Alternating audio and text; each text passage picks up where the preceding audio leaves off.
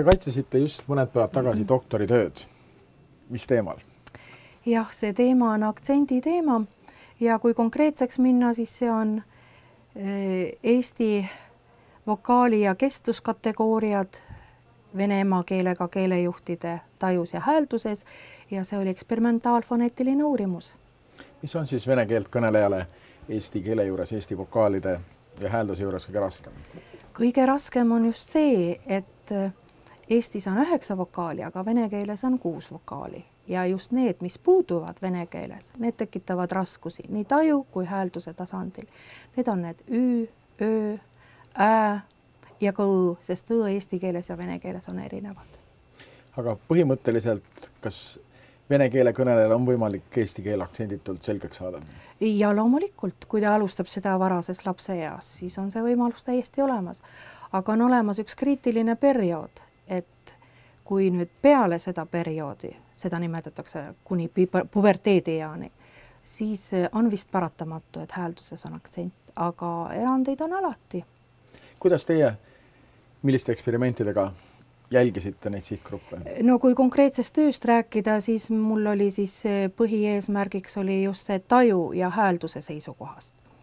Et tegin tajuteste, tajukatseid ja hääldust uurisin ma akustilise analüüsiga. Tegelikult õigem oleks muidugi hääldust uurida artikulatoorselt, aga siis need võimalused puudusid. Praegu meil laboris on artikolograaf, millega saab väga täpselt hääldust uurida, aga mina siis uurisin seda akustiliste meetoditega. Kuidas siis artikolograaf töötab?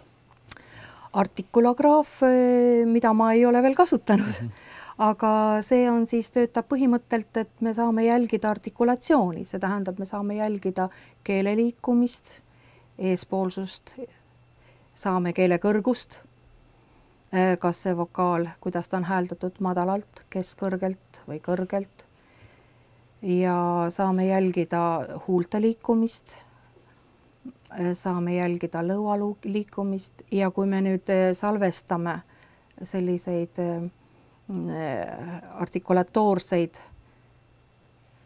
nähtusi nii eestlaste kui venelaste puhul, siis me saame täpselt teada, kuidas hääldab venelane, kuidas hääldab eestlane ja millised on need erinevused, kuidas siis pärast seda artikulatsiooni paika saab panna.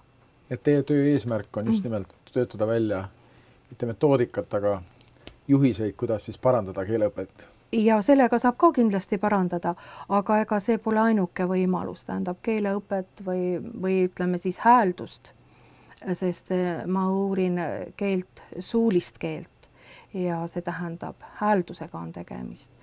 Et põhiline on ikka tajutreeningud, hääldustreeningud ja ma rõhutaksin, et tohutu suur tähtsus on kuulamisel.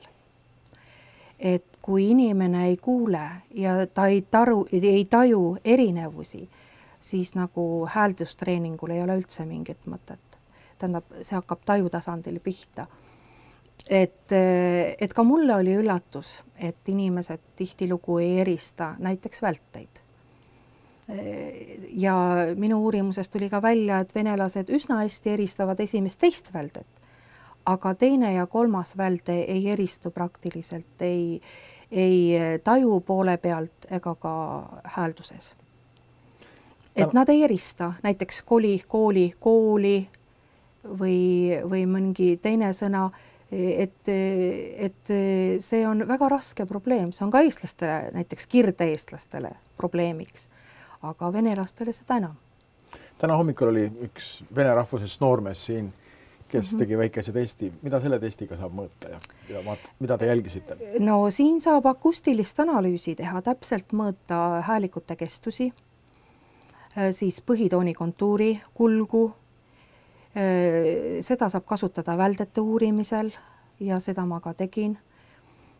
Et näiteks selles töös tuli väga hästi välja, mis on oluline väldete eristamisel. Teatavasti eestlastele on väga oluline või kui me räägime üldse väldetest, siis peab võib-olla ette ütlema, et välteid eristatakse rõhuta ja rõhulise ja rõhuta silbi kestussuhete põhjal ja põhitooni kontuuri kulg on oluline.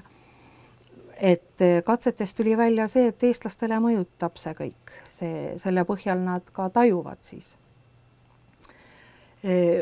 Siis esimese välte puhul eestlastele on põhiliselt jah, oluline esimese silbi vokaali kestus, aga näiteks teise kolmanda välte eristamisel on väga oluline nii esimese silbi kestus, esimese silbi vokaali kestus, teise silbi vokaali kestus, kui ka põhitooni kontuuri kulg. Venelastele on aga tähtis ainult esimese silbi vokaali kestus.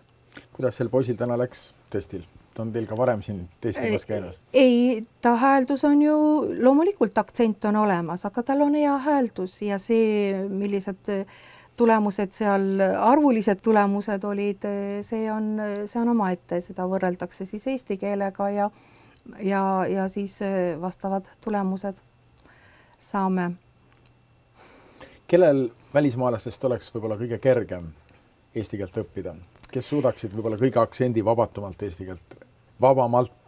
eesti keelt rääkima hakata? No tähendab, eesti keel on kvantiteedikeel. Kestusel on väga suur roll. Vene keeles kestusvastandusi ei ole. Et küllap neil on kergem, kus see kestus mängib rolli, näiteks soomlastel. Aga seal tulevad jälle teised asjad, ega siis see kestus ainuke asi ei ole, ega vokaalide arv ei ole oluline. Seal on nii glusiilide helilisus, palatalisatsioon, rõhk, intonatsioon. Neid parameetreid on väga palju, mida võrrelda saab. Te olete keeleteadlane erialalt? Jah, ma olen keeleteadlane, aga mul on ka õpetaja taust, mis on mind väga palju aidanud, et ma olen õpetanud eestlastele vene keelt ja täiskasvanud venelastele eesti keelt. Sellepärast ma olen kokku puutunud hääldusprobleemidega ja see on väga suur probleem. Aga kui rääkida aktsendist, siis ma ei nimetaks seda mingiks probleemiks, kui on inimesel aktsent. Meil on eesti keeles ju ka murded ja väga mõnus on kuulata ju Võru või Saare murret, et see nagu isegi kaunistab meie keelt. Iseasi, kui aktsendiga räägib keeleõpetaja, siis on ta probleem. Aga kui me kasutame keelt suhtlusvahendina, siis aktsent ei ole probleem. Mind lihtsalt huvitab see keeleteaduslik aspekt ja võrdlus ja et kas seda võrdlust saab kasutada ka näiteks keele paremaks omandamiseks, keele õpetamisel, metoodika arendamisel ja neid uuringuid, mida ma tegin nüüd venelaste ja eestlaste peal, et seda metoodikat saab kasutada ka teiste keelte peal. Et ma usun, et sellest on keeleõppes abi. Ja ma kujutan seda ette, et tuleks teha siis hääldustreeninguid ja tajutreeninguid ja alustada tajutreeningutest.